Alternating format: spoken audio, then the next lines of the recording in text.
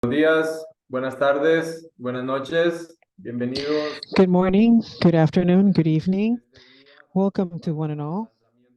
Thank you for joining in today for our regional launch on our proposal for the Multidimensional Poverty Index with a focus on women for Latin America and the Caribbean. We are very thankful for your interest on UNDP's program. My name is Jaira Cunha Alfaro. I am the governance leader and peace the Peace and Governance Leader for Latin America and the Caribbean for UNDP and based in Panama. And today I will guide and moderate throughout the event. For me, who I consider myself as a feminist, it's a true honor to join you in today's session. Before we continue, I would like to share a few remarks on the agenda on how we will work throughout the session. And I would like to invite everyone as well to please join in with your comments and with your questions. To advise, we do have simultaneous interpretation available. As you know, there is a globe which reads interpretation, and please choose the language of your preference, whether it's English, Spanish, or Portuguese. At the same time, we would like to inform we created a hashtag to disseminate publications within social media. The hashtag in Spanish is hashtag IPM Mujeres, and in English, MPI, hashtag MPI Women. We are very thankful if you disseminate this information as well. At the same time, we are streaming live through Facebook, LinkedIn, and YouTube within UNDP's profiles. Today, we would like to set a few objectives. First, we would like to present the reasons on the importance of having a poverty measurement focused on women. Second, to prevent the multidimensional poverty index with a focus on women and its main results for Latin America and the Caribbean, which we have basically analyzed. And third, promote our exchange along with governmental entities, authorities, with decision makers, academia, the civil society, to address the need of having a measurement that allows us to understand poverty and its specificities in such a way that we may promote the development of transformative, inclusive public policies and a sustainable development paradigm that leaves no one behind. We have about 6 different moments throughout today's event. First, we will listen to a few welcoming remarks from our regional director from UNDP Latin America and the Caribbean, Michelle Mouchet. Next, we will continue with an exchange and discussion with Michelle and Sabina Kier, Director of the Oxford University Poverty and Human Development Initiative, OPHI, followed by a brief video on the multidimensional poverty index with focus on women for Latin America and the Caribbean, followed by an exchange or discussion regarding the main outcomes on the index, led by Guillermina Marti, who is the leader of, who is the gender team leader for UNDP Regional Hub LAC, and Rita Schiara, Inclusive Growth Team Leader for UNDP LAC Regional Hub Panama, continued by the ex-president and ex-high commissioner for UN Human Rights, Michelle Bachelet, who will share a message on the importance of the proposal we are referring. And finally, a discussion to be led by our lead economist for Latin America and the Caribbean, Almudena Fernandez, regarding national experiences to incorporate gender equality multidimensional in the multidimensional poverty index. In the exchange, we will also hear from Madame Cañete, who is the inequality, who is part of the Ministry of Economy and Planning for Dominican Republic, Madame Rosana de Silva, from the Ministry of Women in Brazil, and Andrea Macari, Director of the Sociodemographic Statistics Division of the Uruguay Statistics National Institute. And with closing remarks, an intervention led by Madame Francine Pickup, Deputy Director for the Programs, Policy and Support Office in UNDP, New York. Lastly, I would like to recognize the main authors of the proposal for the Multidimensional Poverty Index with a focus on women. And particularly, I would like to recognize Madriela Madrigal, Zegal Salvador, and Jessica Suarez's work. And at the same time, I would like to inform we will share with the other three co-authors of the report, Malta Alvarez, Mariela de los Santos, and Renata Alvaro from the Gender and Inclusive Development Divisions from UNDP's Center. They are connected and attentive to receiving your comments, your questions, so as to answer throughout the event of the day. For this reason, we would like to invite you to either use the chat box, where I see a few of you are already sharing remarks and introducing yourselves and sharing where you're connecting from. But at the same time, I would like to invite you to please use the Q&A section for your questions, for your comments, and our moderators will be available to attend to your comments. Without further ado, I would like to grant the floor to our Regional Director, Michelle Musquet, for a few welcoming remarks. Thank you very much, Jairo. Thank you for the introduction and the presentation to the event that definitely just by listening to you, it is clear how much of a priority this is for UNDP, for Latin America and the Caribbean. I would like to welcome and greet our colleagues from diverse parts of the world. Welcome to today's launch, the Multidimensional Poverty Index with a women's focus in Latin America and the Caribbean, presented by UNDP. I would like to especially greet our dear panelists. Jairo already presented them, and with great affection and thankfulness, I would like to refer all members from UNDP in Latin America and the Caribbean. Thank you very much for your contributions, for the proposal, and for the event we will share today as well. And today is not just another day, as it is known by all and how it was mentioned in the invitation. Today we commemorate the International Day for the Eradication of Poverty. I apologize. Apparently there was some incoming audio. The day was established by a United Nations General Assembly resolution in 1992. And yes, it is true that ending poverty should be a commitment, an everyday commitment for all sectors and all stakeholders in society. At the same time, it's a day in which, as multiple stakeholders, we join our voices to affirm the importance of working together for this objective, placing people and their dignity at the core of our actions.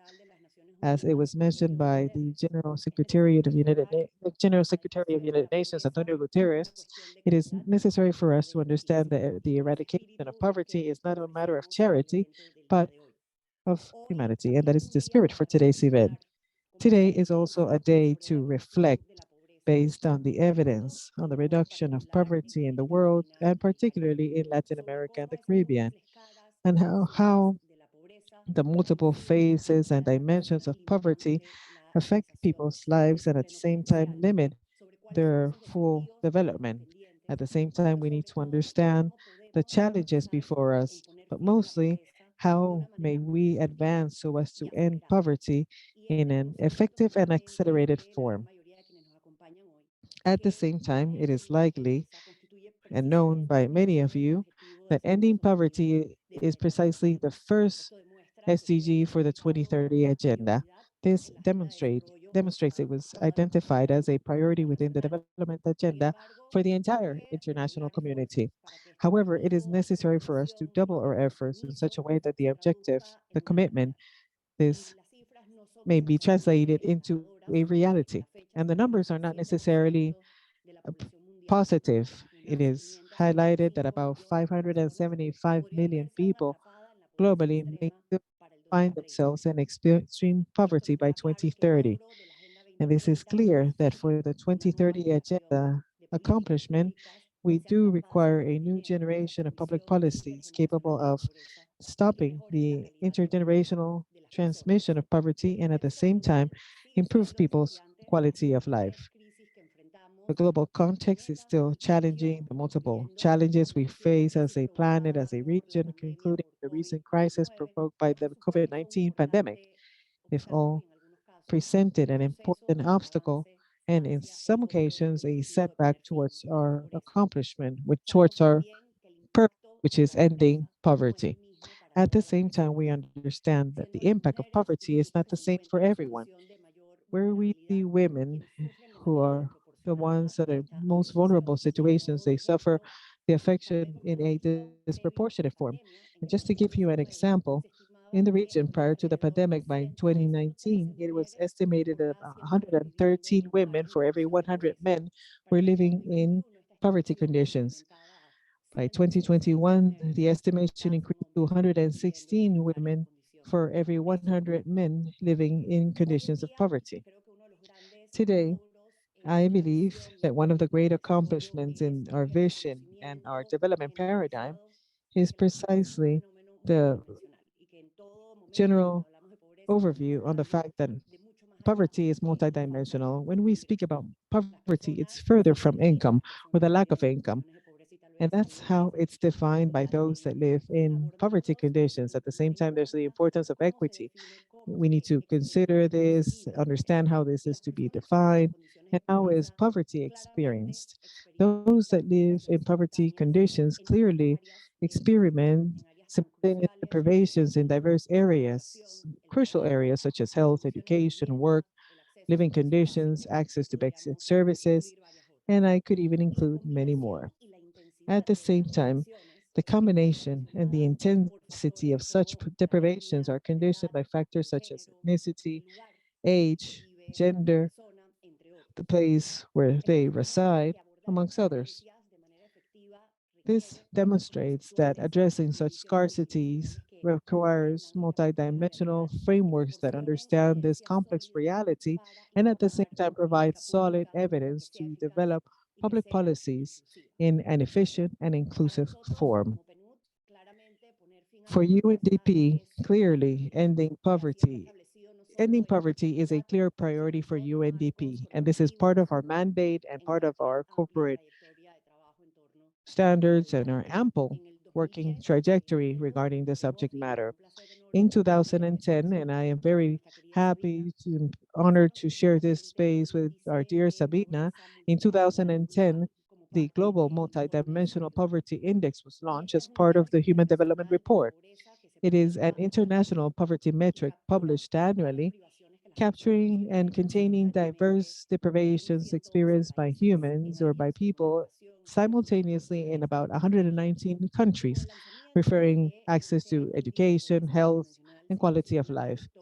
The, this initiated a trajectory within Latin America and the Caribbean, which has been a pioneer region referring such metrics at a national level and at the same time seeking for better instruments to refer actions from public policies in order for us to address the phenomena in an effective form, which is a clear priority. Now, with the launch of the Multidimensional Poverty Index with a focus on women, UNDP reaffirms its commitment to continue contributing in the research and the seek of instruments, tools, and effective solutions. Understanding development is dynamic, and there is no magical formula to address it, that we must continue working together, innovating, and seeking ways to generate instruments that help us to inform public policies in an effective form, and in this case, in an accelerated form, understanding diverse challenges before us. Now, the proposal on a particular focus on women came up due to an obvious requirement as known to many within the development world. Vulnerable women, Afro-descendant women, indigenous women are the ones underrepresented, especially the ones that are affected by poverty conditions. But not, they're not just underrepresented, but they face specific deprivations that are not always possible to include in multidimensional poverty indexes. And we understand that women facing poverty conditions are the ones that face the grandest inequalities as well. In Latin America and the Caribbean, in average, women dedicate 3 times more than men to domestic work and unpaid care work. And this is part of the injustice actions denounced by the feminist movement. It has an important impact in the reproduction of poverty. We understand that care work has been recognized in society, particularly considering the COVID crisis, considering the care economy and productive economy, and at the same time, its repercussions in the transfer of poverty is more evident now than ever. We need to address poverty from a multidimensional perspective and also from a gender perspective in order for us to understand women's specific needs, identify structural inequalities and systemic inequalities we face, and the obstacles that impede us from stepping out of poverty, and at the same time, develop public policies that are truly gender transformative. I am sure that the proposal will contribute to opening a space which we believe is necessary regarding the matter, understanding data insufficiency as the first grand limitation to advance towards more sophisticated tools in order for us to address poverty as experimented by women particularly. And at the same time, understand that if this is not done in this way, it will be impossible for us to accomplish with SDG number 1.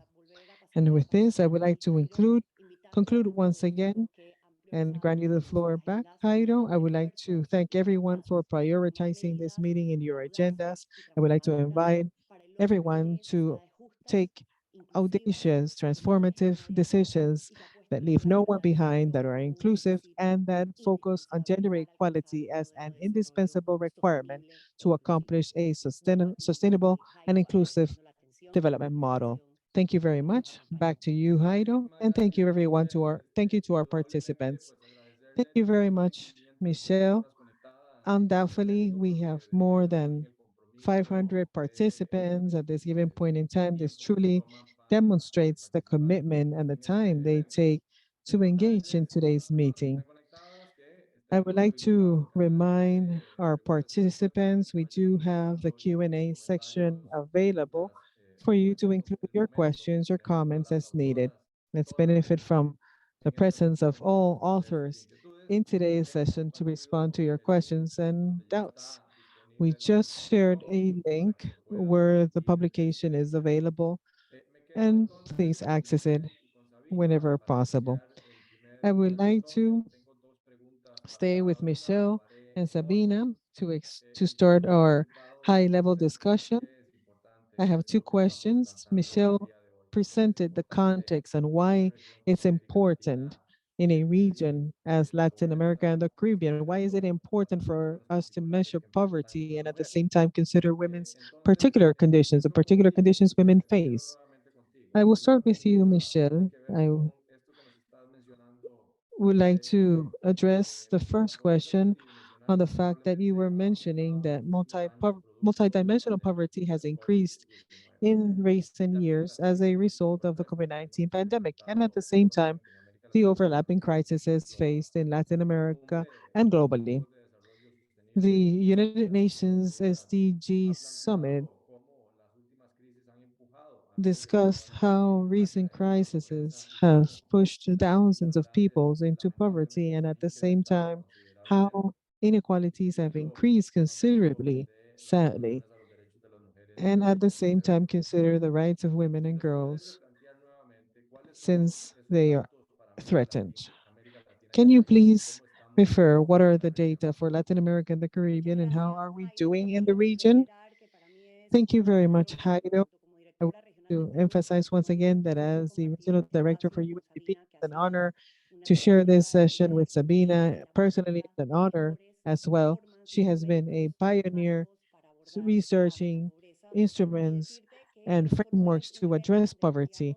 And I must tell you that this event does not state anything taxative or definitive. It's a continuous research process. And this is why we invite everyone to continue sharing your inputs. And regarding your specific question, I would like to start by highlighting an enormous challenge in our region. It is true that many have spoken much and written much about the pandemic in poverty, both multidimensionally and amongst in other areas. But in the case of Latin America and the Caribbean, we cannot say this taxatively. The data is not sufficiently clear in order for us to truly assess the situation at this given point in time regarding which is the impact of the pandemic regarding multidimensional poverty, which is truly challenging when you refer this from a public policies perspective and you try to provide a solution to the issue. The Global Multidimensional Poverty Index, or MPI, that I stated at first, an initiative we developed with OPI, UNDP, and OPI. It's actually one of the few panoramas regarding the multidimensional poverty in our region. And according to the data, for the 22 countries in Latin America and the Caribbean, the 2021 MPI stated that about 37.5 million people live in multidimensional poverty conditions, which is a number that represents between 6.9 to 7% of the region's population in general. Referring to numbers, we know that the way multidimensional poverty is represented amongst countries varies tremendously. It is one of the most unequal regions in the world, and we also understand there are inequalities amongst countries. The differences are between 7.7% and 41% of the population living in multidimensional poverty conditions, which truly reinforces the importance of understanding how poverty experienced in different ways and in order for us to address it in an effective form. In general terms, the patterns related to the reduction of poverty for Latin America and the Caribbean, I must say that this was not easy to assess, but they came up with an heterogeneous and positive tendency. However, at least in most of the countries within the global PMI, MPI, highlight the impact of the pandemic in people's well-being, especially for our region. We know clearly well that the pandemic's impact in education, which is obviously a fundamental requirement for our well-being, poverty has truly impacted education in our region and surely will generate long-lasting consequences that with sufficient data, we should be able to determine the extension of it in an effective form. Women are not a homogeneous group, and the crisis from the pandemic, amongst other crises faced by our region, they are affected in a differentiated form, dependent of different variants such as their age, their dependency, their socio-economical status. They all generate different forms of discrimination which are interrelated. And with this, Jairo, I would like to clearly mention the following. There's there's an importance, there's a great need for a disaggregated data for a sophisticated assessment and approach to the issue. And as mentioned by the Human Development Report back in 2021, it states that the poorest women are the ones that face the greatest inequalities. They participate less in the labor market, they experiment greater time in poverty due to the excess of unpaid work. I must say that the insufficient amount of data in our region is an important issue with multiple consequences and sections to it. The lack of disaggregated data does not provide visibility to the specific needs of women in their entire diversity, and they represent an obstacle for the development of public policies in such a way that the gender inequality actions are addressed in an effective way, which is precisely what we want to refer with our contributions today. Thank you very much, Michelle. I believe it's very important what you highlighted, the importance of data to provide greater depth to the subject matters. Now, I would like to very quickly introduce my colleague, Sabina Aikari. We coincided in Oxford back in 2010. She is the current director of the Oxford Global Initiative on Poverty and Human Development, OPI. Sabina, you can speak in English, Spanish, Portuguese. Feel free to speak the language of your preference. We do have simultaneous interpretation in all three languages. Now, multidimensional poverty has increased and the measurement of poverty has evolved over time to account for its multidimensionality. Together with James Foster, Sabina has been the creator of the Multidimensional Poverty Index as the head of OPHI, just as Michelle mentioned. Today, we have a global MPI, and several countries in the region have their own national MPIs. For this reason, my question is what is the Multidimensional Poverty Index? How many countries has it been applied to? And can you please inform or share details on if you have adaptations in specific populations, and at the same time, what do you see are the main challenges in measuring women's poverty? Thank you very much. Hi, it's a pleasure to see you, to see everyone and share with everyone. Good morning, good afternoon, and good evening. Today, the day on the eradication of poverty, we need to remember what people experience. A report of many years ago stated and provided details on poverty from multiple perspectives, but today we need to remember that poor populations face multiple deprivations. For this reason, the methodology takes diverse indicators and the methodology is very flexible. You may choose any indicator, any dimension of it to refer your task. But take every dimension and every indicator and ask, does this person face a deprivation or not?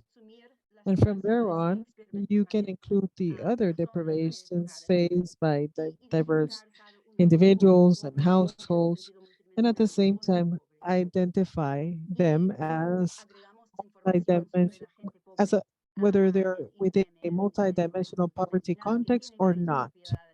For this reason, the MPI has diverse properties, but the most important properties of it are the fact that you can disaggregate the information according to any population data you need to obtain. At the same time,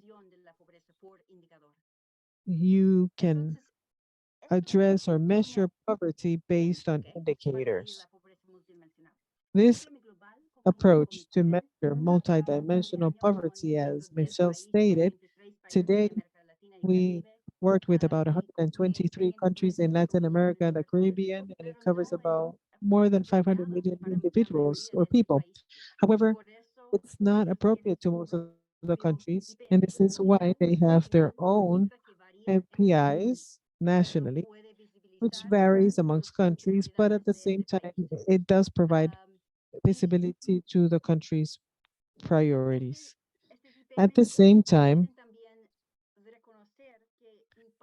the MPIs recognize that people share their challenges and their affections, and at the same time, they share amongst members in the household, which is a gift. But at the same time, there are other issues where individual scarcities and deprivations of women, of children, of the elder population, of people with disabilities, of diverse groups in the population, there are all facing diverse deprivations. For this reason, we need to take action and measure poverty for diverse population groups. Trying to measure poverty experiences is not our only purpose. For example, there are situations in which poor populations face 5 deprivations at the same time. At the same time, the intention is to create instruments to develop public policies. The purpose of measuring poverty is precisely to relate it with action. Before we think about how we can measure for women, for children, for the elder population, for children, for diverse groups, for indigenous populations, and such, they are all very important, but our purpose is to reduce poverty. In our literature, they recognize there's an abundance, there's an explosion of information. In this case, the scarce resource is actually the attention of people towards public policies, the lack of attention on public policies. For this reason, we need measurements, actions measured and related amongst themselves. For example, to measure condition for children, as it is the case for Sri Lanka or Nigeria or other countries as well. There are actually more examples. Now, which are the challenges? And I will refer this briefly. One of them is comparison. Just as Michelle mentioned regarding reproductive health, it's actually very difficult for us to compare it with men. For this reason, we need a measurements that is specifically focused on women. At the same time, there's challenges with data, as Michelle mentioned. And at the same time, we cannot compare women with men. Sometimes women are very poor, but men are not. There's great inequality, or sometimes they're equally poor. We need different ways and different instruments to measure poverty, but we have few. And with this, I would like to end my intervention. Thank you. Sabina, thank you very much for your thoughts and your explanation regarding the Multidimensional Poverty Index, the MPI, and its methodology. Michelle, I would like to continue with the next question. Could you explain why is it important to have a measure of poverty that pays special attention to women, and what do you consider to be the main contribution that UNDP seeks to make with this proposal? Thank you, Jairo. After Sabina, it's very difficult to share more details on the subject matter, but I can say that the Sustainable Development Goals, a commitment adopted by the entire United Nations and by diverse regions, including Latin America and the Caribbean, its main objective is to end poverty, all forms of poverty in the world. Amongst the indicators, one specifically details that by 2030, the intention is to reduce at least by half of it, to reduce the proportion of women, men, girls, boys, everyone living in multidimensional poverty conditions. And I say this because if we don't have instruments to understand how women experiment poverty, then it would be very difficult for us to refer poverty and understand it according to the SDG. And at the same time, pay close attention to how women face diverse scarcities or deprivations. It's very important for us to develop public policies in an effective form. And the final objective is not to develop public policies. The final objective is to end poverty. But all of this will be possible if we have the data, information, the capacity to use this information and translate it into specific actions that truly guarantee the production of poverty. And I must say that our proposal, as I tried to mention during my opening remarks, is precisely what I stated, a contribution. It's a way to reaffirm our commitment as UNDP to refer all barriers in the population globally and in our region so we may step out of poverty in the most effective way possible, understanding that it may not be a final or perfect instrument, but it's an instrument that provides visibility to the importance of data. It provides great visibility to the fact that there's a series of dimensions and deprivations that exclusively affect women, and at the same time, there are others that affect women, but with a different intensity compared to other groups of the population, particularly men. The idea is to provide evidence and develop data according to the information shared, and at the same time, we see that usually in several occasions within the development world, we lose the importance or forget the importance of connecting public policies with your final objective. Data is the origin of everything.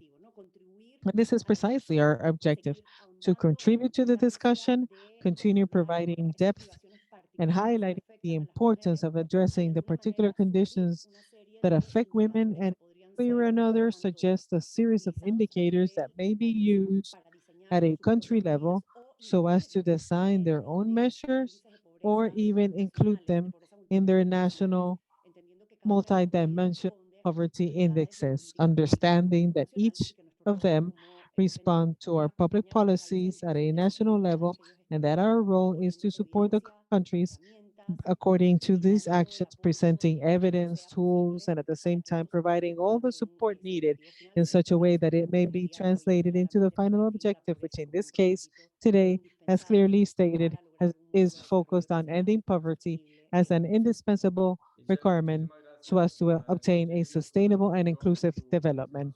Thank you very much, Michelle. I thank you very much for your remarks, your leadership throughout the launch event. You truly motivate us to breaking this circle and at the same time translate our analysis into actions. Thank you. Sabina, you are a global reference. Can you please share some thoughts on this new measurement, specifically on the multidimensional poverty index with focus on women for Latin America and the Caribbean region? Thank you very much, Jairo. Thank you very much to one and all. Truly, congratulations. Maybe if you haven't read the report, but when you do, you will see that the report is individual. It's for women, and it has innovative actions that include education, it includes sexual violence, it includes access to information within the household. It's a very innovative indicator, and it's comparable to countries in Latin America. And, and I truly understand it requires a great amount of work, but it does follow a very good standard. It provides great examples, great details. They're all included in the report. It provides data on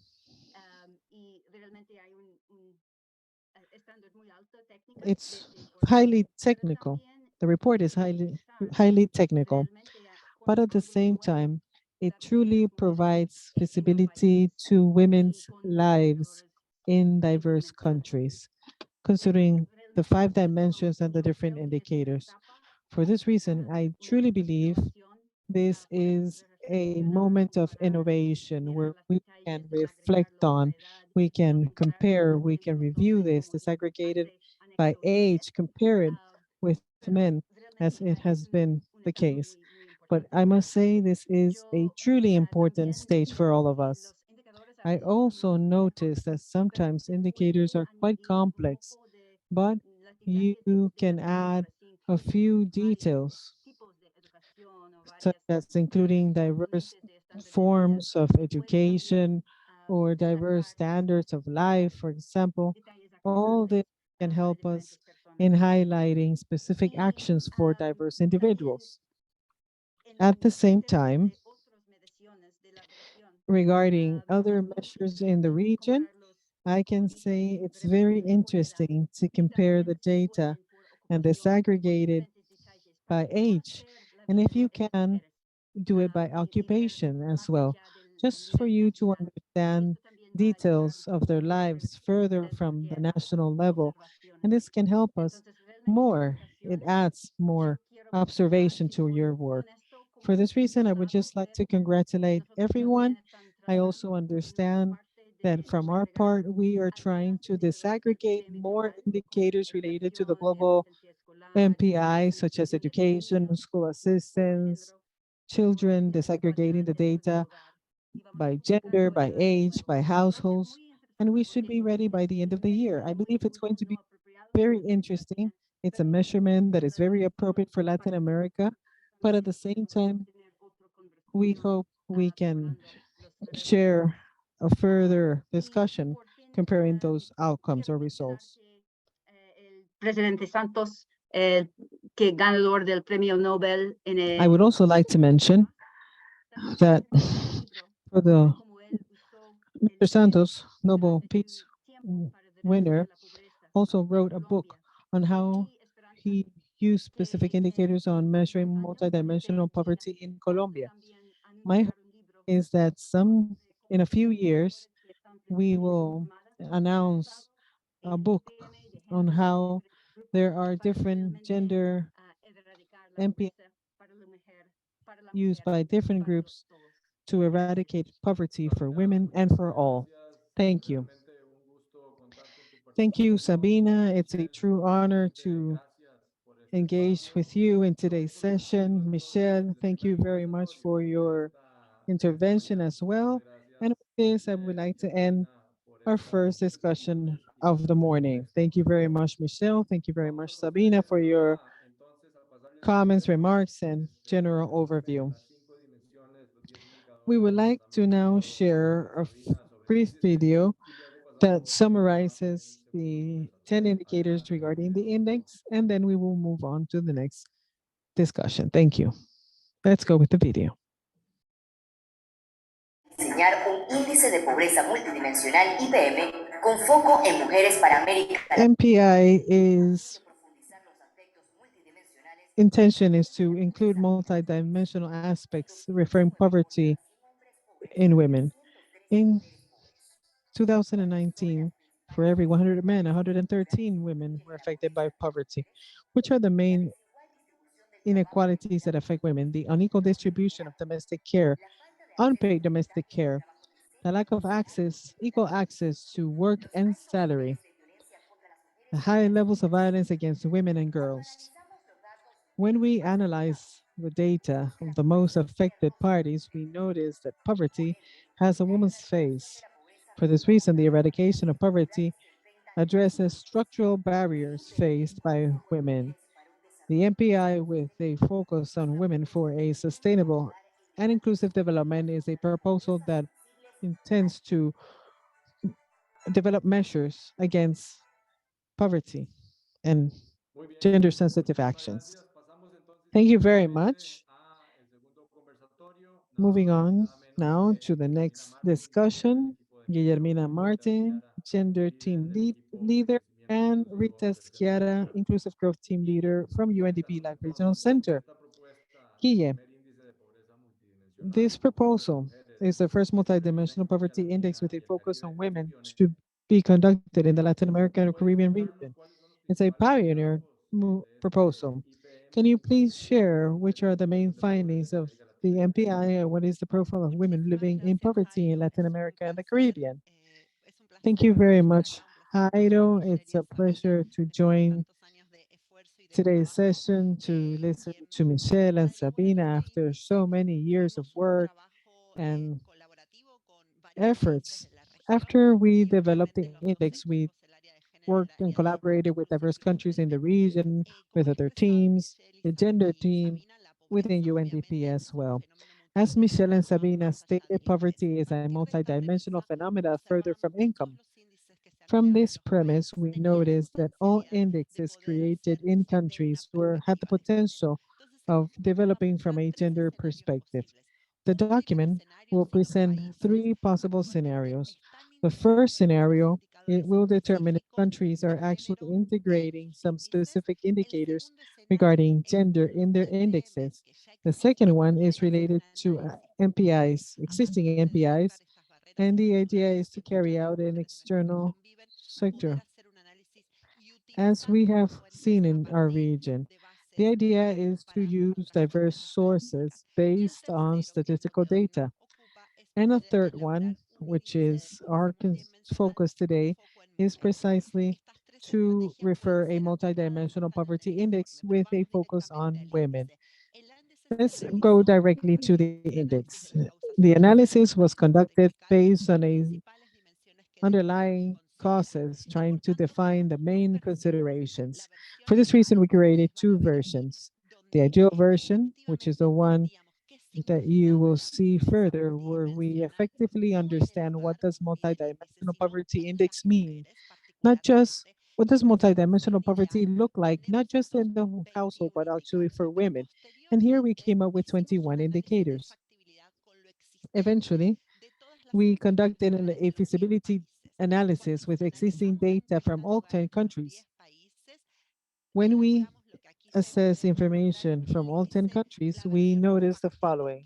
The feasible version, which is the regional comparison of all indicators. Based on this realistic version, it has 21 indicators, but considering the feasible version, according to the studies, which includes all 10 countries, which are Bolivia, Chile, Costa Rica, Salvador, Honduras, Mexico, Panama, Dominican Republic, and Uruguay, 21 proposed indicators at first, and we only found 13 available, either totally or partially available in all household surveys. And this was modified after the pandemic, but what can we do about that? As we notice here, the feasible option has 5 areas. We have care services and health, which truly affects women in our region. An area related to education and household structure. We understand that in poor households where there are more children, there will be greater poverty that affects children and women. And then this will reproduce the intergenerational continuation of poverty. And at the same time, there's another focus, economic activity and autonomy, access to technology and housing and services. Now, these are the indicators, the specific indicators, but what are the outcomes? We noticed that about 24% of the women in the countries that we assessed is about 48%. This means that in average, poor women experiment deprivations in about 5 out of the 10 indicators that are part of the feasible MPI. Out of the 10 countries that participated in the study, Uruguay, Chile, and Costa Rica presented the least incidence and intensity estimations. About 4.6% of Uruguayan women face multidimensional poverty, and 11 in Costa Rica. In the case of Honduras and El Salvador, those are the countries that present the highest estimation of women facing multidimensional poverty, with outcomes around 63.2 for Honduras and 63.8 for El Salvador, respectively. And for poor women that face this media, about 55% of the deprivations. In the middle, you will find countries such as Dominican Republic, Colombia, Mexico, with incidences around 24, around 46%. This incidence in women is regarding their location or their territorial locations. And this is the great message shared by Michelle previously. Women in urban locations within the countries analyzed, only 19% face poor poverty. In rural locations, 58%. When we understand rural environments and what this affects women's lives, Afro-descendant women's lives, indigenous women's lives, we need, this will help us understand this is the main affection to our region. It has specific needs. And at the same time, we need to understand that for countries such as Uruguay, Dominican Republic, Bolivia, and Salvador, rural incidence almost is twice as high as the urban one. In Costa Rica, Panama, amongst other countries, it triples. This is fundamental for us to understand the territorial dynamics and the confirmation of public policies. We need to understand which are the most important deprivations faced by women in all 10 countries. First, we need to understand the conditions related to favorable activities. In other words, it's an indicator related to the labor market. In other words, it's about domestic work, unpaid domestic work, informality, the fact that the salary is not close to the minimum salary is actually one of the grandest affections for women. And secondly, the lack of access to the internet with deprivations for about 63 to 76%. In conclusion, it's important for us to understand that we need information that is specific to gender. Consider the incidence of multidimensional poverty, the fact that it's greater for women in rural locations, and the fact that they experience greater levels of poverty. For this reason, poverty, multidimensional poverty is higher than poverty due to access to income. Thank you. Thank you very much, Guillermina. We just shared the link to view the study. Once again, recapping the 5 dimensions considered in the proposal: health and housing; second, education and access to information; labor; 3, housing and services; 4, and economic rights and participation; 5. Moving now very quickly with my dear Rita Esquiara. Considering what Michelle stated, considering the MPIs have multidimensional, actually considering that MPIs have multiple applications in terms of public policy, what would be the main conclusions and recommendations that emerge from this proposal, and what can be useful for our decision makers? Rita, you have the floor. Thank you very much, Jairo, colleagues. Thank you very much for your remarks. From the inclusive growth team, we say that we need to protect and empower. Identification in the study is clear. We need data. We don't have data, at least not sufficient data. For this reason, we need to take actions. They live in urban locations. It's a woman that dedicates her time to who? To her children, to people with disability, to their parents.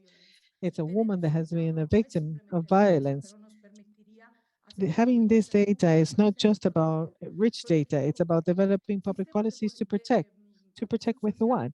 With social protection systems that protect women, either with transfers adapted to their needs, and at the same time consider the risk and the responsibility that they take, but at the same time consider comprehensive care systems, not just as a fourth pillar related to social protection, but it's actually fundamental to employment. This morning, it was stated, we stated that globally speaking, there is an increase of the internal GDP. We need to see this as a pressure pot in order for us to accomplish women's objectives. At the same time, we need to keep active public policies that define sectors that helps us understand where we need to include women. Education systems that work. We know that girls have better grades, but at the same time, for the future, if it's about science and technology, we don't see them represented. For this reason, we need employment that helps us include them and work, not just any work, but quality work. And they're right. And at the same time, for a salary and a right for to enjoy their maternity and their paternity. At the same time, we need systems that may redistribute to create well-being, or that can reduce rates, taxes, such as income tax. And that is precisely for what? To identify, protect, and to empower. But we also need to understand the when. And for this reason, the Nobel Prize Golden Lonely joins. We need to analyze women's life cycle. We understand there are critical moments where a woman is more vulnerable. And for this reason, we need to intervene. When we take action for girls, we know it's because they will obtain better results throughout their lives. Dr. Wolfley has mentioned it. When we have the first child is where we understand that we're willing to earn less just because of the responsibility. If we can develop public policies throughout the woman's life cycle, then yes, we are creating human development, reducing poverty, and creating prosperity. Thank you very much. Rita, thank you very much for your thoughts and reflections. Thank you and congratulations once again to our team for UNDP, for Latin America and the Caribbean, the gender and the inclusive growth team. With this, I would like to thank everyone for your participation. In the meantime, I would like to thank Michelle Bachelet, who recently logged in. We understand she has a busy agenda, but it's always an honor to receive her participation in UNDP. We are very thankful to work with the MPI, Multidimensional Poverty Index, with a focus on women. We wish for it to generate a difference in improving women's conditions of life. And just as my colleagues have stated, what Michelle is requesting from us is for it to become an action, that analysis becomes an action so no one is left behind. And in this case, women. Another Michelle on screen. Michelle, our regional director for UNDP for Latin America and the Caribbean, Michelle Mouchet. I would like to ask you to please invite Michelle Bachelet to the event. Thank you. Jairo, I will be very brief since I believe everyone is very interested in listening to President Bachelet. I would like to first off profoundly thank for her presence. Thank you very much for prioritizing her presence to the event. More than an event, it's a priority to UNDP. It's also part of our commitment. It's about contributing. It's not just about ending poverty. It's about granting a greater light to the face of women in poverty. And from the practical, from the public policies matters, from policies itself directly, who better would it be than our speaker? We need to connect it with important political matters. I would just like to thank you very much for your presence. It's a true privilege for the almost 600 participants. More than anything, the numbers show that there is an appetite, there's a need, there's an interest on reviewing details of instruments that provide visibility to the deprivations in order for us to accomplish transformation and transformative actions in our region. A true privilege for us, Madam President. Without further ado, once again, just as Jairo stated, it's a true honor and important moment to share with you as a regional director to UNDP LAC. It's a true honor to receive comments from a woman that has truly served firmly in favor of inclusion, gender, and in favor of more inclusive societies. Thank you. Jairo, Michelle. Thank you, Michelle. Thank you very much for the introduction. I would like to now grant the floor to Michelle Bachelet, ex-president of Chile and ex-high commissioner to United Nations Human Rights. Michelle, you have the floor. Thank you very much, Jairo. Thank you very much, Michelle. I hope you can hear me well. Good morning to one and all. Thank you to your participants. I believe this is one of the fundamental topics. It's a topic that has always summoned me. It's about eradicating poverty. It's about referring human rights. It's about an environment in which women may play a fundamental role, where they are provided, where they're visible, that they're part of the decisions, and at the same time, to strengthen democracies.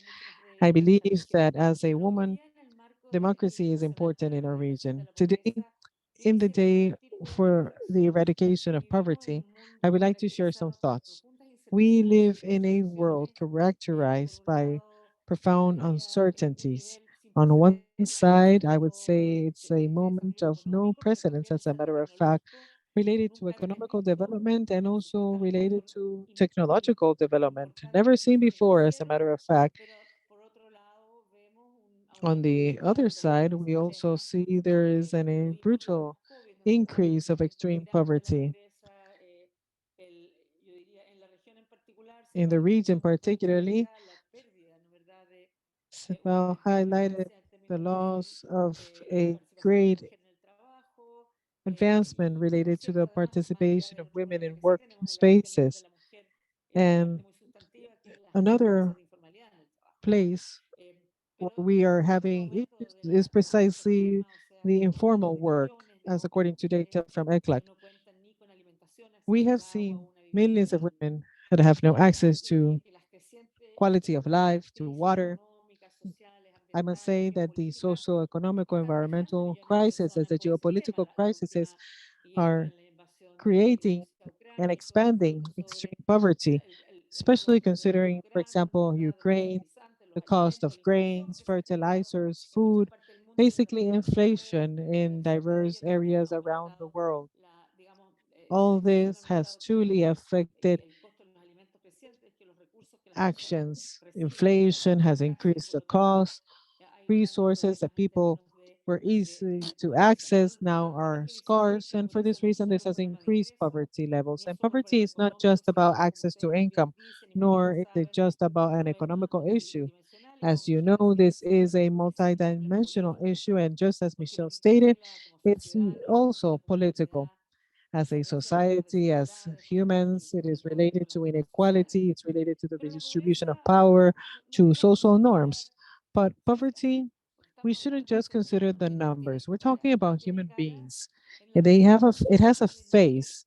And in the region, it's usually the face of a woman, of a girl, of an adolescent girl. For this reason, we would like to remind you that the platform from already mentions the importance of addressing the connection with women. And also, it was agreed by a government that was present at the government. The countries sat down to establish measures, macroeconomical measures, sectoral measures to address extreme poverty, and at the same time, may they be guided towards the eradication of poverty and the reduction of inequality or the reduction of gender-based inequality. There has been important progress from diverse governmental sectors that must be recognized, and at the same time, there's a long path ahead of us to understand how this affects women. We continue being a region that is extremely poor. Women and girls are the ones that face multiple forms of poverty, forms that are not even placed under evidence. COVID has demonstrated something that was already a reality even before COVID. And this was not just about structural inequalities in our countries. It's also about a concept that everyone speaks of, but that few refer. And that is the fact that not all women are the same. And yes, we do see that women, maybe they said that women were more vulnerable to COVID, and not just because, this is not because they were physically more vulnerable to COVID. It's because of the historical marginalization, the historical poverty. What we did clearly to the closest mostly affected by COVID, the sectors that were mostly affected by COVID were the sectors that were mostly left behind. Women, girls, adolescents, elder populations, people living with disabilities, people, Afro-descendant populations in the region, or indigenous populations in the region, the LGBTIQA population, once again, all due to discrimination, no other causes.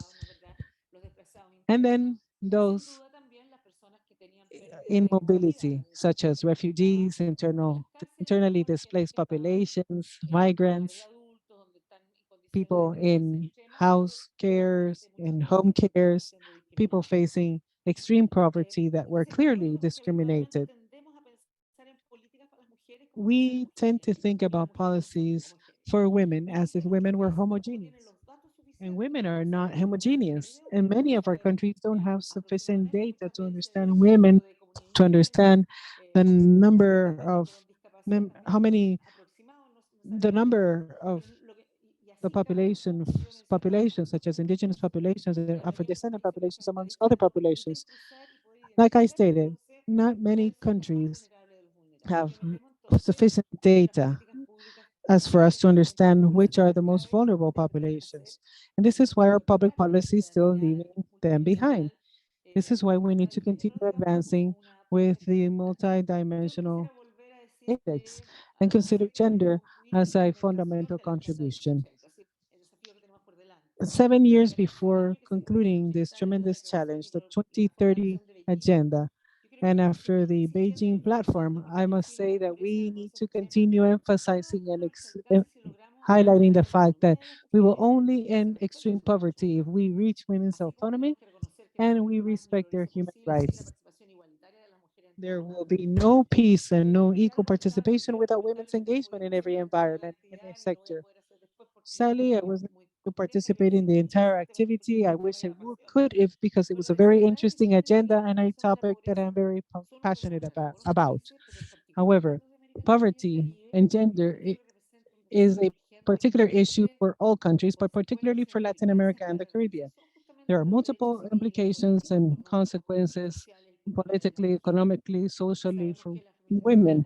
We understand that poverty is extremely directly, it's related to access to work, to care, to the absence of economical opportunities, the informality of their work, the lack of access to reproductive, to economics opportunities, feasibility, control, and access to land, access to public services, the scarce participation of women, and the extensive decision-making processes.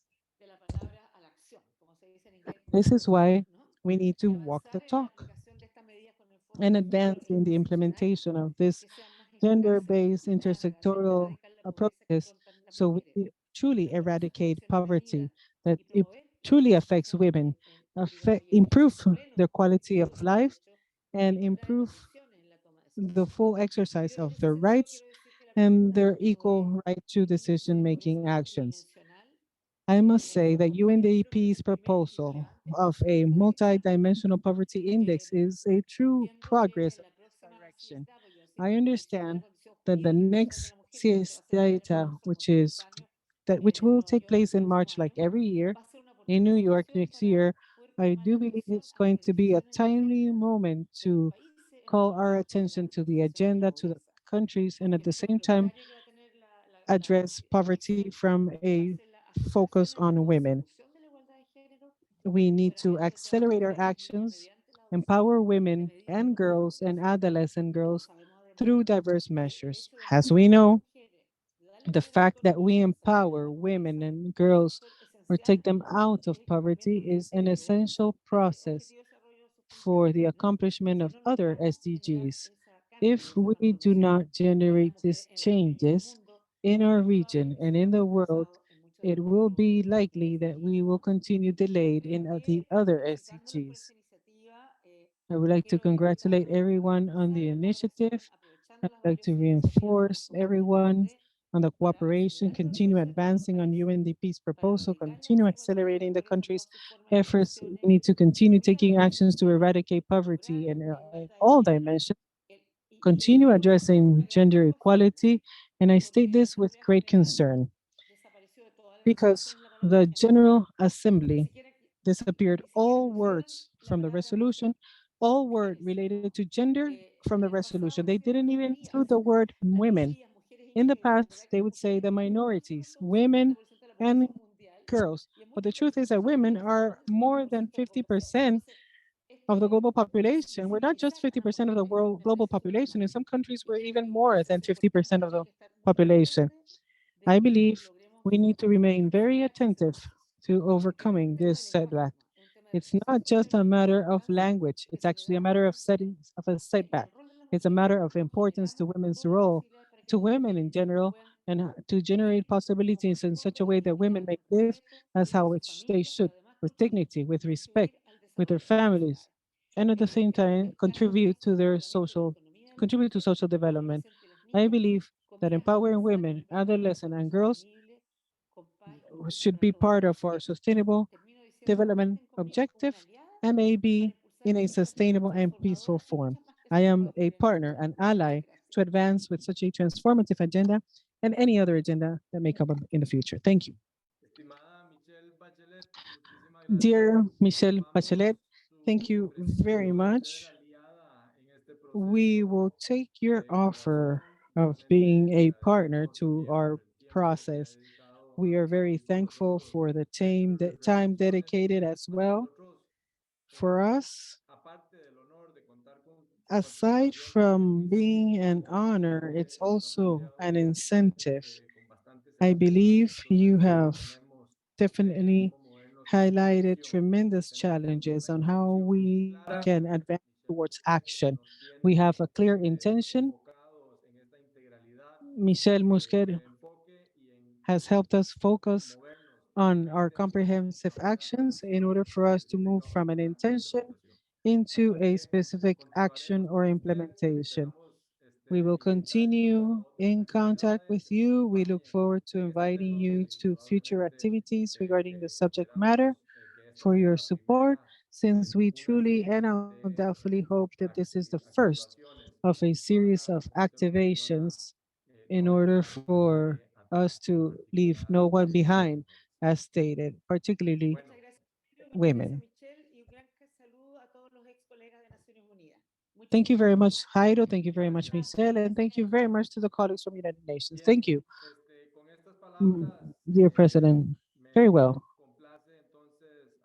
Now, with these remarks, I would like to mention, I would like to grant the floor to my dear colleague, our lead economist for Latin America and the Caribbean, Almudena Fernandez, who will moderate the next conversation, which is regarding national experiences incorporating gender equality in the multidimensional measurement of poverty for better public policies in Latin America and the Caribbean.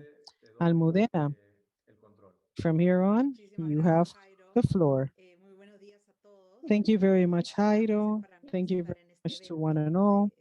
It's a true pleasure to join this important event from UNDP. Let's move on very quickly to the conversation since we're a bit delayed in time.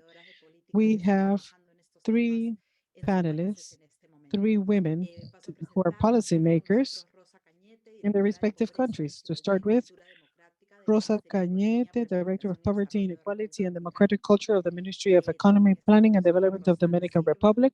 Rosan Silva, National Secretary of the Economic Autonomy and Care Policy of Brazil. And Andrea Macari, Director of the Socio-Demographic Statistic Division of the National Institute of Statistics of Uruguay. I would like to start with you, dear Rosa. We have seen that from the Ministry of, your ministry carries out diverse policies to address poverty in general, specifically women's poverty. Can you please share details on your main actions and thoughts on the information shared? And I would like to invite our speakers, if we could limit the intervention to 4 minutes. You have the floor. Buenos días, ¿cómo están? Yo en primer lugar quiero felicitar Good morning to one and all. Before anything, I would like to congratulate UNDP on your initiative. It's been essential, your work, your report focused on women. The causes to poverty in women are not necessarily the causes to poverty in men. And we shouldn't see this from the analysis or design of public policies. If we don't see this from this perspective, then our fight, our actions against poverty wouldn't make much sense. In this case, we have seen that Dominican Republic has a tremendous record of leading the index related to female poverty in Latin America and the Caribbean. In the year 2021, Dominican Republic had 144 women in poverty conditions for every 100 men in poverty conditions. Just for you to have an idea. In the same year, 2021, The index for Latin America was about 116.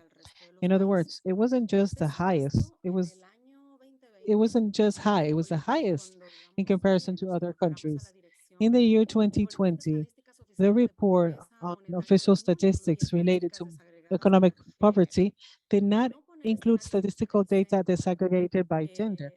It did not include this analysis, and since it was not in the center and the design of public policies to face poverty, then we with a period in which we focus on economic poverty very much. And at the same time, as poverty was reduced, the policies considered the reduction of poverty within the labor market, but the gender gap increased more and more with time. This drove us to, this brought up different questions. This is why, as we designed the first program on the fight against poverty in our country, which is called Superate, in their new reformulation, they included a component that was not included historically, and it was the care component. The component basically recognized that even though we conducted workshops and we provided workshops for women in poverty conditions, even if we wanted to increase their knowledge, even if we wanted to incorporate them into the generation of income, if we did not understand that we also needed to refer matters such as care and their dependence, if this wasn't the case, then we were not going to accomplish economic autonomy. For this reason, we developed a policy related to care, which is also an action against poverty. It's also a national policy. And the policy doesn't just focus on increasing access to services for dependent people. It's also about generating more employment related to care. And in this way, generate a formal market, dignifying market regarding salary. And at the same time, it helps people that are studying for caregiving and at the same time have them access the labor market with an enormous potential for the development of a country. For example, on the other side, I also wanted to mention code under the mirror. We basically needed to analyze the information and analyze COVID's impact in the country. From the very beginning, we incorporated a gender focus in our analysis, and it also demonstrated the important gaps that all of you have mentioned. And at the same time, it has brought an affection amongst women and men. Another impressive topic is the fact that in the year 2021, when most of the countries came up, the confinement ended and the labor market started again. What they didn't do was open schools in several countries in Latin America and the Caribbean. This affected gender numbers in comparison to 2020.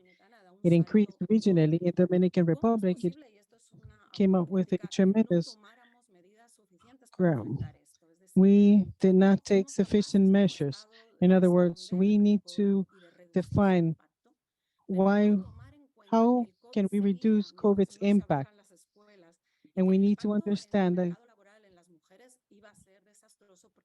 and the fact that the impact in women was going to be disastrous since they were the ones that are going to be affected, since this was going to have to care for the children in the households.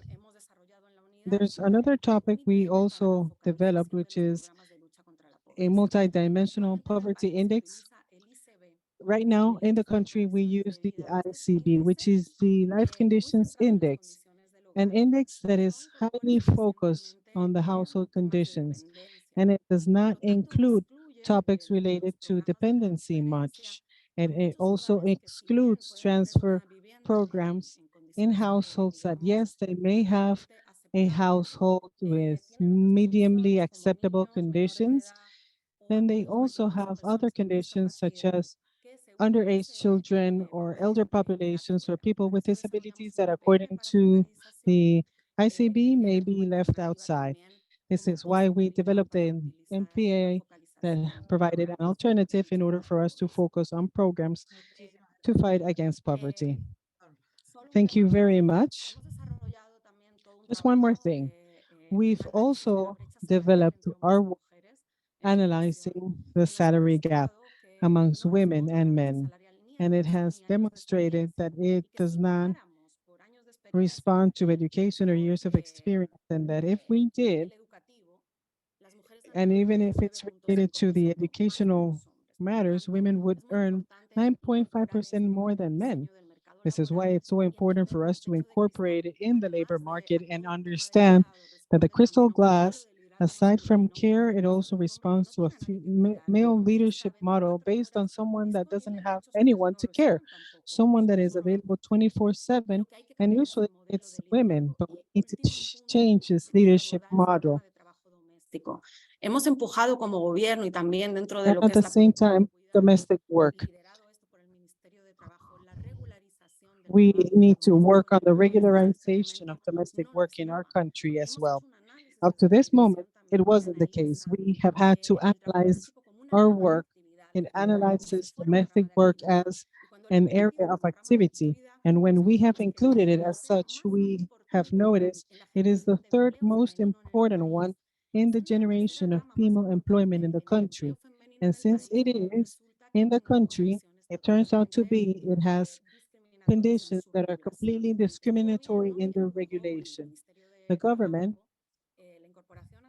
led by the Ministry of Work, it also included minimum salary and other topics as a limit to schedule, ample licenses, trying to equal their rights with the rest.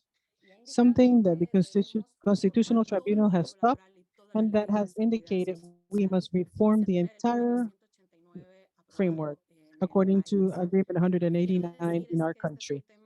What I mean by this is that this is a very difficult topic for us.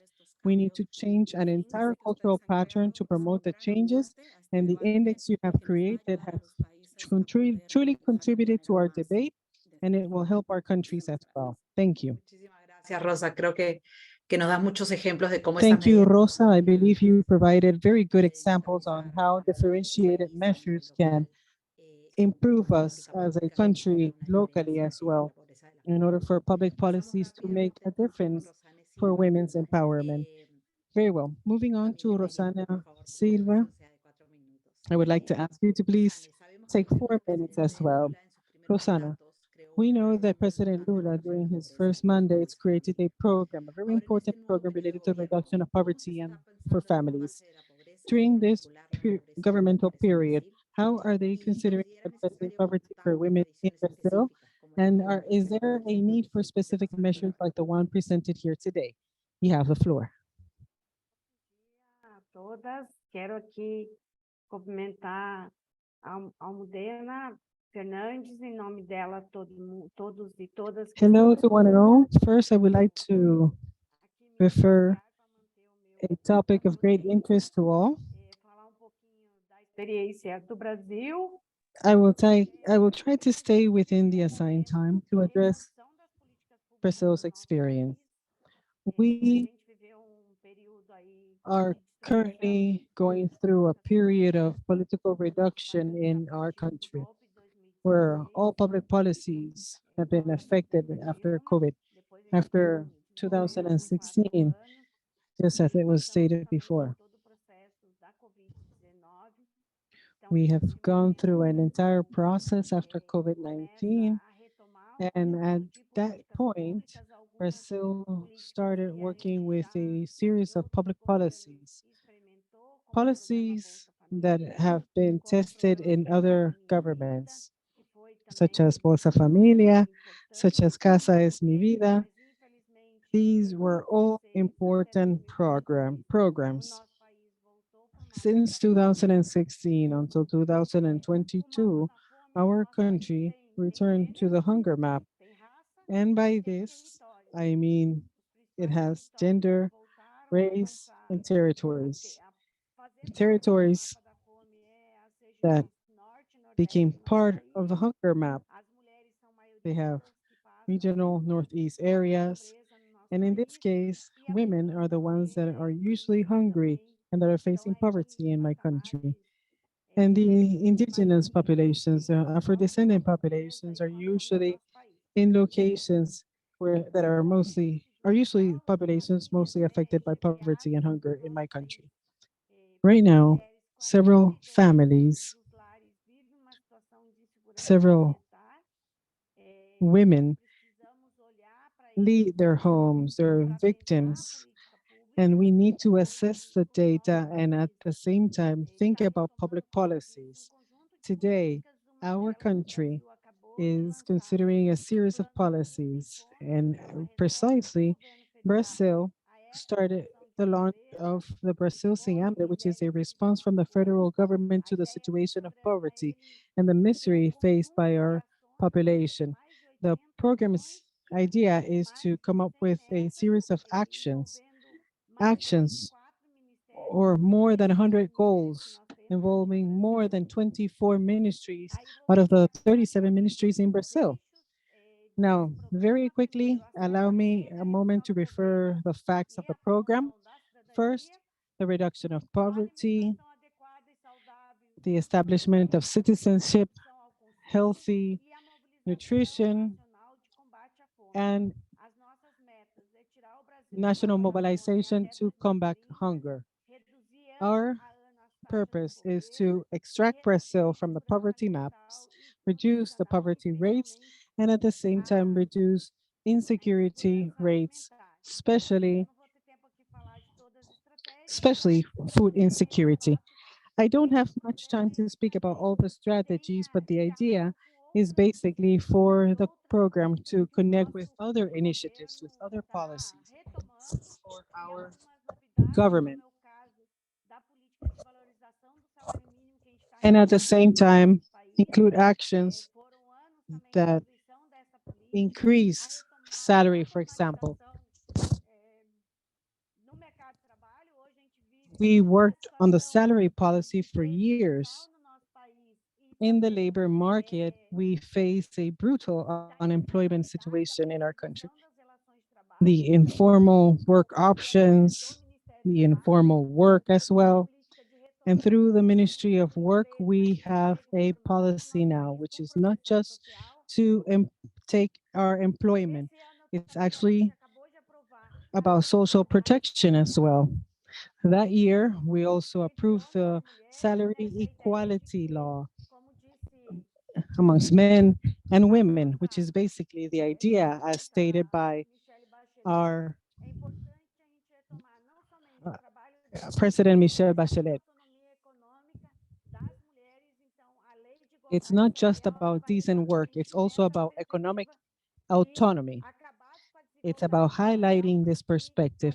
It's about ending economic inequalities so women may have more economic autonomy and in this way decide for their lives.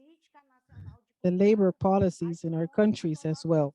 We're speaking about a national policy for care where we place our work vision at the center of our actions and at the same time, how are women the only ones responsible for families' care, even today?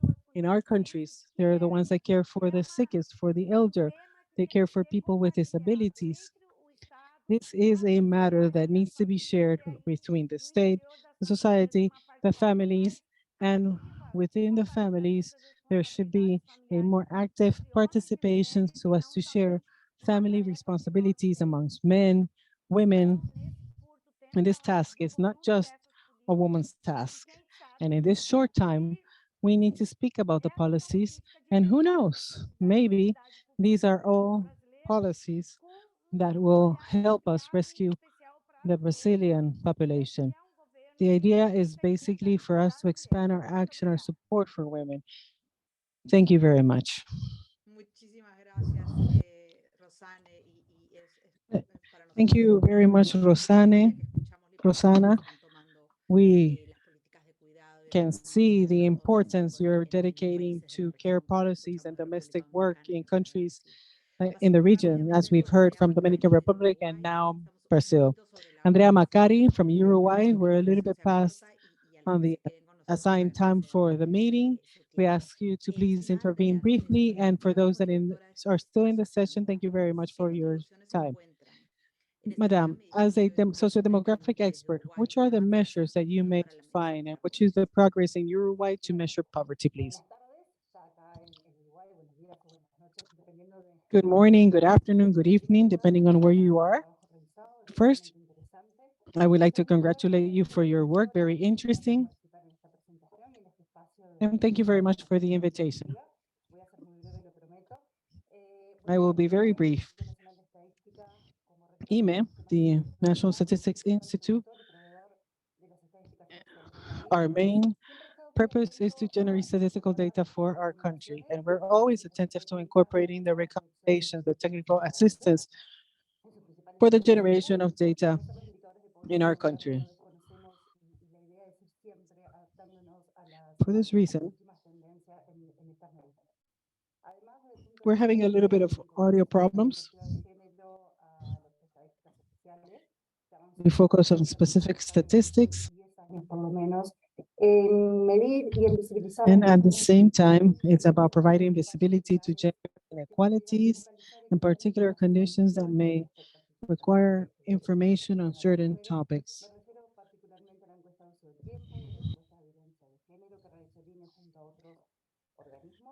Conducted within other organizations.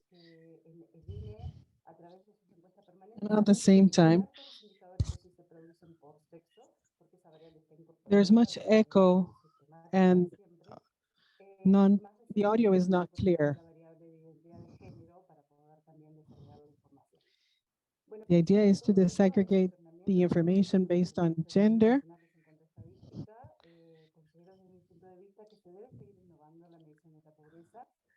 We will focus on the reduction on the folk of poverty, the development of public policies, and provide permanent information, which we believe are the basis to our actions, as we have seen in this study. They're the basis for the construction of these type of indexes and indicators.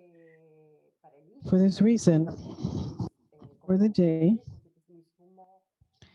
MPI with a focus on women, all very important considering the different dimensions, a key contribution to improve the gender perspective, considering the scarcities at this point.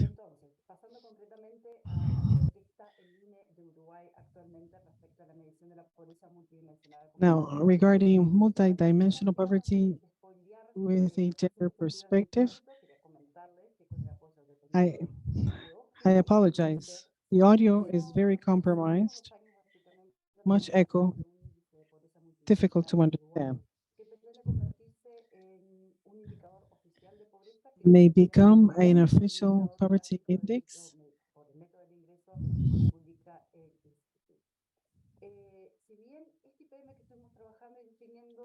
We were working on actions. It's about developing a process, and we believe it's actually the first great step towards this path, so as to continue working on these actions. I would like to congratulate you for your work. Thank you very much for the invitation. I remain attentive to continue working on this area and improve as needed. Thank you. Very brief. Thank you very much. Thank you, Andrea. Thank you very much for your brief and interesting intervention and for sharing how the measures are currently used in Uruguay. And with this, I would like to end our exchange regarding national experiences. Now to close this session by way of introducing our global Deputy Director of the Bureau for Policy and Program Support, Francine Pickup, who is joining us from New York. and she has kindly agreed to give us some, closing remarks, reflections from the global level. Just to recap, we are launching today a multidimensional poverty index for Latin America with a focus on 10 countries, focus on women. It has 10 indicators, 5 dimensions. Today alone, Francine, we have had more than 500 people connected and interested on the issue.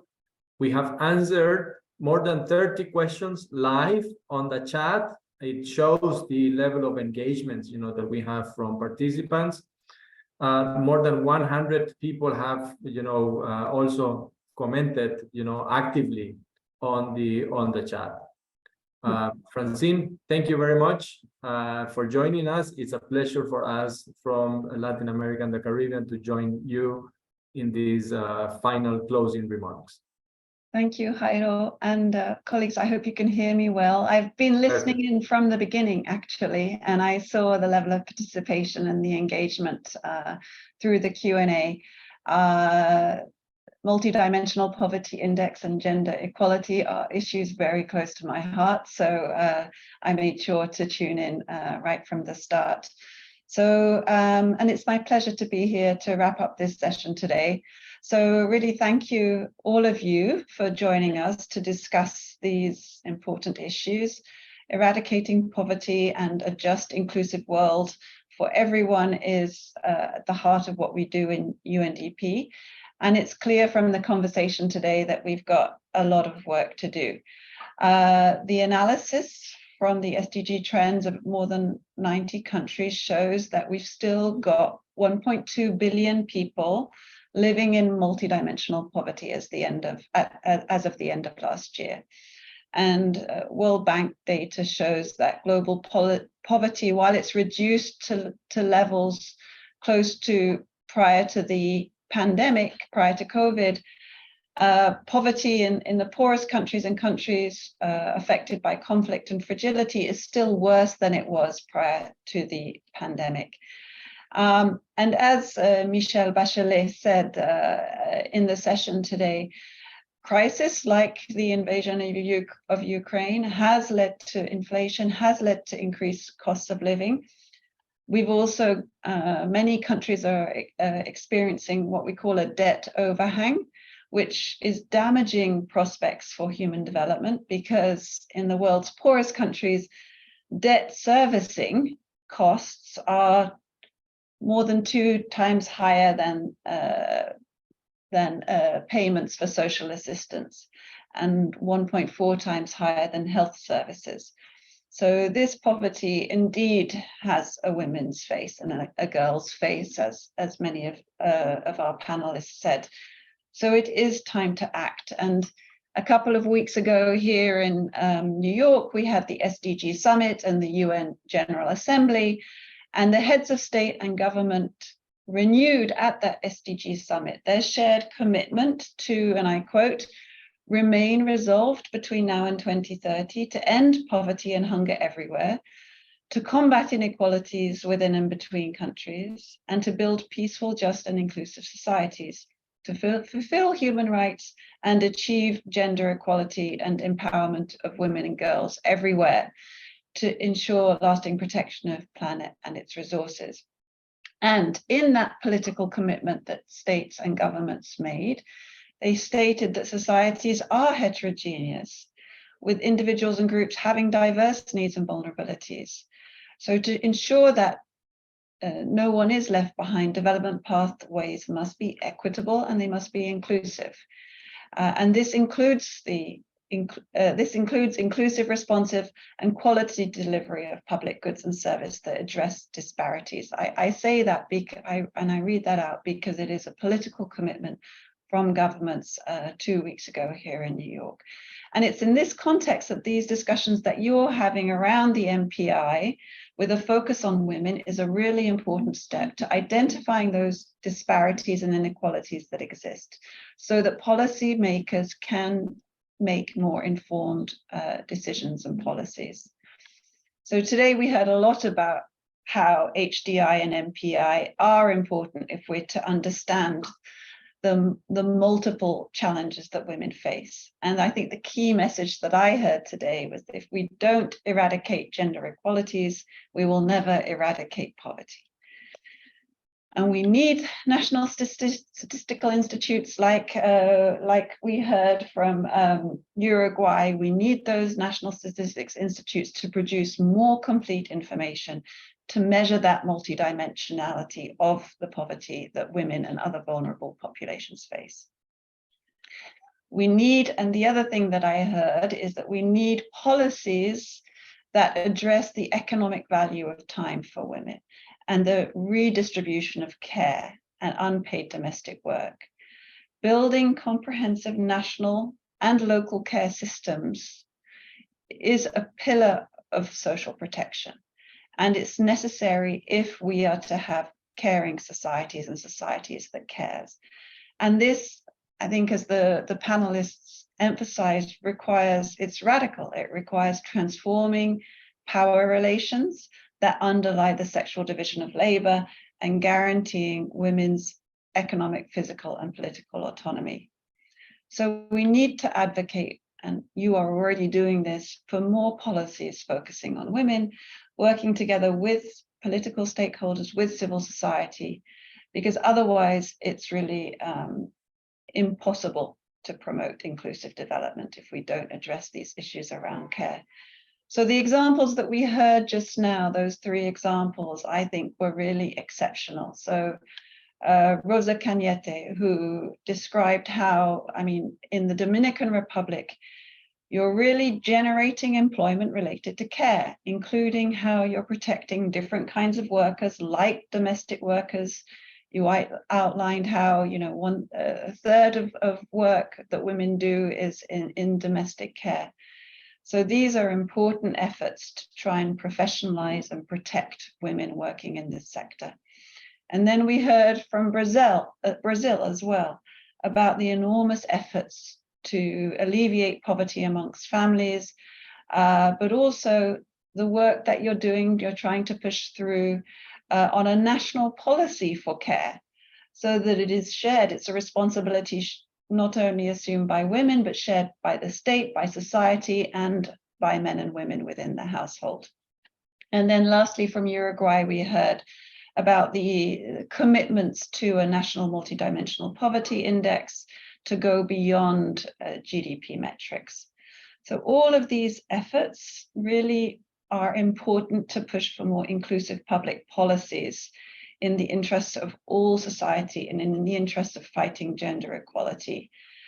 So today we have 2 calls to action. One is an SOS, and then one we want to call an SIS. So first, the SOS is to once again highlight the crucial importance to consider women and their different needs. As many of us said, we're not a homogeneous group, but to consider women and their different needs and their fundamental contributions to create prosperity, foster inequality, and reduce poverty. That's the SOS. And then the SIS. So the SIS is, the first S is solutions. We need solutions that prioritize the needs of women who are at higher risk of poverty due to the combined effects of their socioeconomic and demographic characteristics. Then the I in the SIS, we need intentional efforts that aim at reducing women's poverty.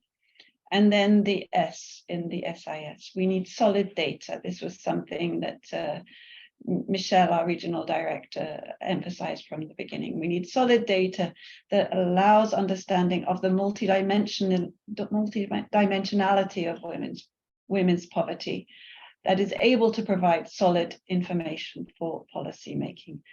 So thank you very much, all of you. And thank you, Jairo, for this excellent moderation. Back to you. Francine, thank you very much. I think it's a wonderful wrap up of this conversation. SIS, spot on, solutions, intentions, and solid data.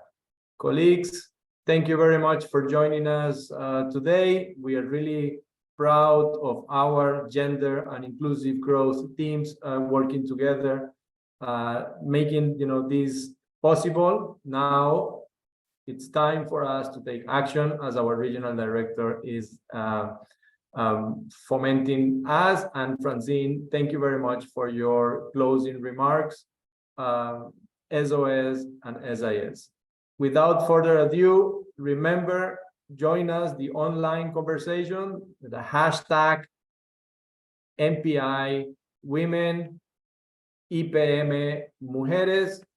Join us. The publication is available on our website. We have broadcasted this session live on Facebook, LinkedIn, and YouTube. It will remain there, so you can access to the recording later. And to close, let me ask my colleagues to show us again the video that recaps, these multidimensional poverty index. Congratulations to everybody. Thank you very much for your time, your effort, and your dedication. Thank you very much. On the task of designing a multidimensional poverty index, MPI, with a focus on women for an inclusive and sustainable development in Latin America and the Caribbean, in order to examine the multidimensional aspects that influence women's poverty. In 2019, for every 100 poor men, there were 113 poor women.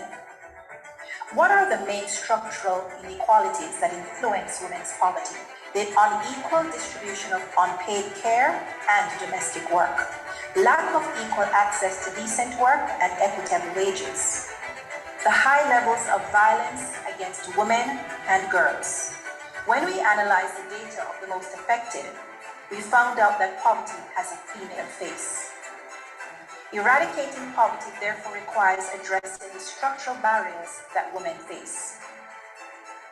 The MPI, with a focus on women for an inclusive and sustainable development, is a proposal that aims to motivate discussion on gender-sensitive poverty measures.